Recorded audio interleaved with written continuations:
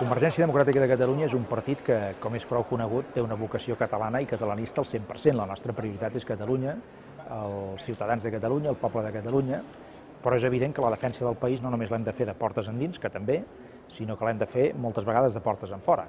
Això significa haver d'estar presents en la política espanyola, però també a la política europea.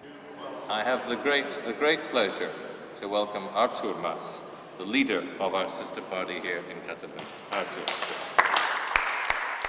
Sempre que nosaltres rebem ciutadans d'altres països, que venen d'Europa, que venen del món, que s'interessen per la nostra realitat catalana, procurem fer referència a la nostra història, a les nostres institucions que venen de molt lluny, a la nostra cultura, a la nostra llengua, al nostre dret civil, a les nostres tradicions, a la nostra vocació d'autogovern, però també intentem sempre presentar una Catalunya moderna, posada al dia, amb una clara vocació de projecció exterior, i a més jo penso que en aquest moment el catalanisme, com a repte, s'ha de fixar precisament situar Catalunya al món. Per què dic això?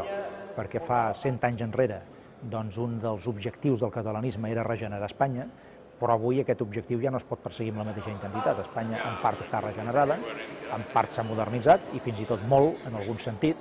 Els catalans poc o molt hi han contribuït, jo crec que bastant, i a partir d'aquí aquest catalanisme que fa 100 anys havia de canviar Espanya, per entendre'ns, ara el que ha de fer és que ha d'intentar, ajudar a situar Catalunya al món des d'un punt de vista econòmic, des d'un punt de vista cultural, des d'un punt de vista de representació i de personalitat pròpia i des d'un punt de vista, òbviament, social.